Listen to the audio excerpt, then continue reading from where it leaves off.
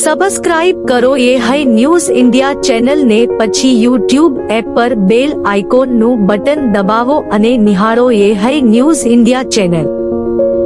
Audio Jungle. ગત તારીખ 4 April 2025ના રોજ વાવ તાલુકાના બુકણા ખાતે ખોરાકી ઝેરની અસરના કારણે કુલ 5 ગાય અને વાછરડાઓના મોત થયા છે. જેમાં પ્રાપ્ત માહિતી અનુસાર બુકણા ગામના 20 જેટલા ગાય તેમજ વાછરડાઓ એરંડા ખાઈ જતા ફૂડ પોઈઝનિંગ થયું હતું. જેમાં આજુબાજુના પશુપાલકોને ખબર પડતા તાત્કાલિક પશુ ડોક્ટરને જાણ કરવામાં આવી હતી. જેમાં યોગ્ય ગાઈડલાઈન તેમજ સારવારથી 15 જેટલી ગાયોને બચાવી લેવામાં આવી હતી.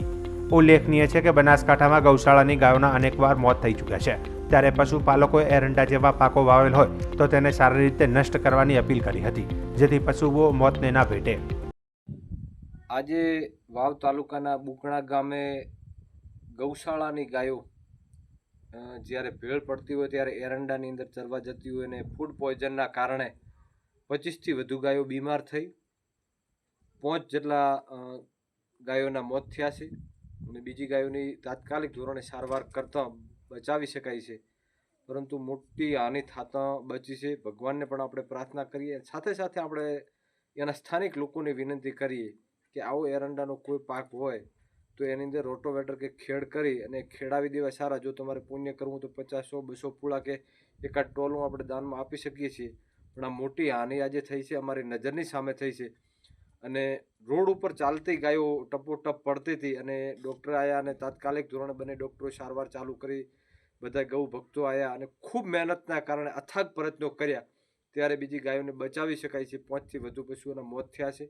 હું દુઃખની લાગણી અનુભવું છું. ભગવાનને પણ પ્રાર્થના કરીએ, વિનંતી કરીએ કે જે બીમાર છે તે જલ્દી સ્વસ્થ થાય અને બીજી જગ્યાએ આવું ન બને એના માટે લોકોને આપણે સાથે સાથે જાગૃત કરીએ છીએ અને વિનંતી કરીએ છીએ કે આવો એરંડાનો પાક હોય એની અંદર રોટોવેટર જેવું રાખી અને જલ્દી એને પૂરા કરી દેવામાં આવે અને લોકોને પણ આપણે કહીએ છીએ કે આવી ભેળ સારવા માટે ન જવું જોઈએ. તાજેતરમાં પહેલગામમાં થયેલા 27 પર્યટકોના નરસંહારના પડઘા સમગ્ર દેશમાં પડ્યા છે. ત્યારે ગુજરાતના પર્યટન તેમજ યાત્રાધામોમાં પોલીસની સતર્કતા વધી ગઈ છે. ત્યારે શક્તિપીઠ અંબાજીથી રાજસ્થાન બોર્ડર માત્ર 4 કિલોમીટર દૂર છે. હાલની આ સ્થિતિમાં રાજસ્થાનમાંથી કોઈ અસામાજિક તત્વો કોઈપણ જાતના હથિયારો કે નશીલા પદાર્થો લઈ ગુજરાતમાં પગપેસારો ન કરે તે માટે ગુજરાત સરહદ પર આવેલી છાપરી ચેકપોસ્ટ ઉપર પોલીસ સાબદી બની છે. ત્યારે રાજસ્થાન તરફથી ગુજરાતમાં આવતા વાહનોની ચકાસણીની કામગીરી કરવામાં આવી રહી છે. ગુજરાત તરફથી ગુજરાતના અંબાજીની સરહદમાં પ્રવેશતા પહેલા જ પોલીસ દ્વારા વાહનોની તેમજ વાહનોની ડિક્કી અને તેમાં રખાયેલા સામાન સુધાની તપાસ કરવામાં આવી રહી છે. ગુજરાતની સરહદ છાપરી ઉપર પોલીસ તેમજ હોમગાર્ડના જવાનોનો કાફલો તૈનાત કરાયો છે. ત્યારે અંબાજીના પોલીસ ઇન્સ્પેક્ટર પણ સમયાંતરે આ સરહદ છાપરી પોલીસ ચેકપોસ્ટની મુલાકાત કરે છે. આજે મોટી સંખ્યામાં રાજસ્થાન તરફથી આવતા વાહનોની તપાસ કામગીરીમાં પોલીસ ઇન્સ્પેક્ટરના જણાવ્યા મુજબ હમણાં સુધી કોઈપણ ગેરકાયદેની ચીજવસ્તુ કે શંકાસ્પદ વ્યક્તિ નથી મળી આવી અને હજી તપાસનો દોર યથાવત રખાયો છે.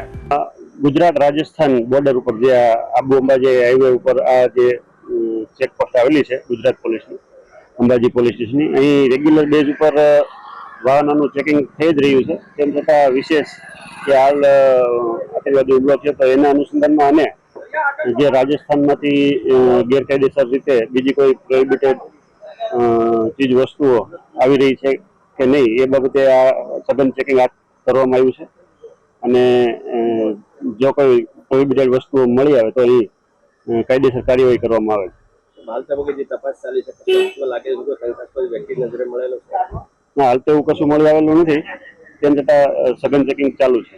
હાલ જે અત્યારે તપાસ ચાલુ છે એમાં બીજું અત્યારે કોઈ એવું શંકાસ્પદ વસ્તુ કે કોઈ શંકાસ્પદ માણસ મળી આવેલું. બનાસકાંઠા જિલ્લાના અંબાજી પંથકમાં સતત બીજા દિવસે વાતાવરણમાં પલટો જોવા મળ્યો છે. અંબાજીમાં સતત બીજા દિવસે વરસાદી છાંટા પડ્યા છે. સાંજના સમયે ફરી આકાશમાં કાળા ડિબાંગ વાદળો છવાયેલા જોવા મળી રહ્યા છે. જોકે આ સ્થિતિમાં રોજિંદી ગરમીથી લોકોને આંશિક રાહત મળી છે, પરંતુ સામે જો વરસાદી માવઠું થાય તો ખેડૂતોને ઉનાળુ પાક બગડી શકે છે. માવઠાથી જુવાર, બાજરી સહિત અન્ય પાકને નુકસાન થઈ શકે છે. ભર ઉનાળે પલટાયેલા વાતાવરણથી ખેડૂતો ભારે ચિંતામાં આવી ગયા છે અને જગતનો તાત પ્રભુ શરણે પ્રાર્થના કરી રહ્યો છે. આ કાળા વાદળો જે તેમના જીવનમાં કાળા વાદળો બની રહ્યા છે તેને દૂર કરે.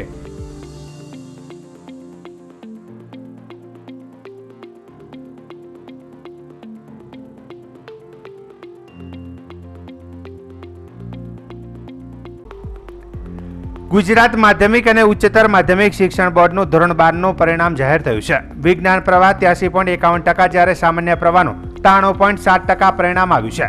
વિજ્ઞાન પ્રવાહમાં 92.91% પરિણામ સાથે મોરબી જિલ્લો, જ્યારે સામાન્ય પ્રવાહમાં 97.20% પરિણામ સાથે બનાસકાંઠા જિલ્લો રાજ્યમાં પ્રથમ રહ્યો છે. રાજકોટ જિલ્લાનું ગોંડલ વિજ્ઞાન પ્રવાહમાં સૌથી વધુ 96.60% પરિણામ ધરાવતું કેન્દ્ર બન્યું છે, જ્યારે સામાન્ય પ્રવાહમાં ધરાવતા કેન્દ્રો સપરેડા, વાગદરા, ચંદ્રાલા, છાલા, લીંબોદરા તેમજ મીઠાપુર કેન્દ્રનું 100% પરિણામ રહ્યું છે. જો કે તે દરમિયાન શિક્ષણ મંત્રી પ્રફુલ પાનસરિયાએ પાસ થનાર વિદ્યાર્થીઓને અભિનંદન પાઠવી નાપાસ થયેલા વિદ્યાર્થીઓને બેસ્ટ ઓફ 2 પરીક્ષા અંતર્ગત પરીક્ષા આપી પોતાનું પરિણામ સુધારી શકે તેમ જણાવ્યું છે. મિત્રો, આજે ધોરણ 12 સાયન્સ અને ધોરણ 12 કોમર્સનું પરિણામ છે. તમે બધા જ સફળ થવાના છો એ અમને વિશ્વાસ છે અને તમારા મમ્મી પપ્પાને પણ વિશ્વાસ છે. ખૂબ સારું પરિણામ અને નવી પરીક્ષા પદ્ધતિ દ્વારા તમારા સિલેબસમાંથી જ પેપર પૂછાણા છે એટલે તમને વધુ આનંદ છે. પરંતુ પરિણામ તો આવશે. સફળ થયા છે એમને ખૂબ ખૂબ દિલથી અભિનંદન પાઠવું છું. એ પોતાના વાવેલા સ્વપ્ન સર કરશે. પરંતુ જે નથી સફળ થયા એમને પણ હું અભિનંદન આપું છું, કારણ કે સરકાર દ્વારા, બોર્ડ દ્વારા 1 મહિના પછી બીજી પરીક્ષાનું આયોજન કરવામાં આવ્યું છે. તમે તમામ વિષયની પરીક્ષા આપી શકશો અથવા તો જેમાં ફેલ થયા છો એમાં પણ આપી શકશો. માટે ક્યારેય ડિપ્રેશન કે ટેન્શનમાં આવતા નહીં.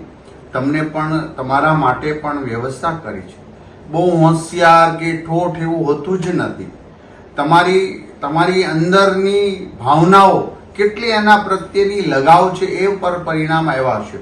પરંતુ આજેથી જાગીને જે અસફળ થયેલા વ્યક્તિઓ પણ કાલે સફળ થશે એની પણ આજથી હું તમને શુભેચ્છા પાઠવું છું. મિત્રો, આજે સૂર્યાસ્ત થયો છે, કાલે સૂર્યોદય થવાનો છે. આ બ્રહ્માંડના નિર્માણ પછી એવું ક્યારેય નહીં બન્યું કે સૂર્યાસ્ત પછી સૂર્યોદય ન થયો. માત્ર 12 કલાક જે અંધારું છે આ અંધારામાં સ્થિત પ્રજ્ઞ બની જાઓ. મમ્મી કદાચ ખીજવાશે, પપ્પા ખીજવાશે, પણ એ તમારા સૌથી નજીકના, તમારા સૌથી શુભેચ્છક છે. માટે કોઈ પણ પ્રકારના ટેન્શન લીધા વગર તમે આજથી જ પાછી બીજી તૈયારી કરવા માંડજો. આટલી મોટી સફળતા પ્રાપ્ત કરનાર તમામ વિદ્યાર્થીઓ, આપ તેજસ્વી છો ત્યારે તમે તમારા મમ્મી પપ્પાના વાવેલા સ્વપ્નને સાકાર કરવા જઈ રહ્યા છો. 2047નું ભારતના નિર્માતા તમે છો. ત્યારે તમે હસતા ખેલતા રહો, તમે કૂદતા રહો. પરિણામ જે આવ્યું તે પાસ થયા છે તોય હસો, જેઓ ફેલ થયા છે એ પણ હસશે, કારણ કે એમને તક બીજી આપવામાં આવી છે. તો તમામ મિત્રોને મારી હૃદયપૂર્વકની શુભકામનાઓ છે. અમારા માટે તો દરેક વિદ્યાર્થી ભારતના શ્રેષ્ઠ નાગરિક બને એવું જ અમે ઈચ્છીએ છીએ. આદરણીય ભૂપેન્દ્રભાઈ પટેલ સાહેબના માર્ગદર્શન નીચે ગુજરાત શિક્ષણ બોર્ડ ખૂબ સારું કામગીરી કરી રહી છે. આટલી મોટી પરીક્ષામાં પણ એક વિદ્યાર્થીને ટ્રેકિંગ કરી એમને ક્યાંય તકલીફ ના પડે. કોઈ વસ્તુ હવે તો આ વખતે ચોરીના પણ બિલકુલ બનાવો ઓછા બન્યા છે. જે તમારી નિષ્ઠા દર્શાવે છે, તમારી સત્યતા દર્શાવે. હું આશા રાખું છું સફળ થયેલા વિદ્યાર્થીઓ ખૂબ સરસ રીતે મહેનત કરી સફળ થયા છે. જેઓ સફળ નથી થયા એમના માટે કાલનો દિવસ સૂર્યોદય થવાનો છે અને 1 મહિના પછી પાછી એક્ઝામ આપી તમે પણ આ લોકોના સાથે મુખ્ય પ્રવાહમાં રહેશો. સૌને હૃદયપૂર્વકની ખૂબ ખૂબ શુભકામનાઓ. ગુજરાત સહિત સમગ્ર બનાસકાંઠા જિલ્લામાં સતત 3જા દિવસે હવામાનમાં પલટો જોવા મળ્યો હતો, જેમાં હવામાનની આગાહીને લઈને દિયોદર પંથકમાં કમોસમી વરસાદનું ઝાપટું પડ્યું હતું. દિયોદર, પાલડી, રૈયા, કોટડા, લવાણા સહિતના પંથકમાં કરા સાથે કમોસમી વરસાદ વરસ્યો હતો. ભારે ઉકળાટ બાદ બપોર બાદ હવામાનમાં પલટો આવતા દિયોદર સહિત ભાભર, લાખણી, વાવ, સોઈગામ પંથકમાં કરા સાથે વરસાદ વરસતા વાતાવરણમાં ઠંડક પ્રસરી હતી. અચાનક હવામાનમાં પલટો આવતા વરસાદી વાતાવરણથી ધરતીપુત્રોમાં ચિંતા ફેલાઈ છે. તો દિયોદર સહિતના પંથકમાં વરસાદ વરસતા બાજરી, મગફળી સહિતના ખેતી પાકોમાં નુકસાનની ભીતિ સેવાઈ રહી છે.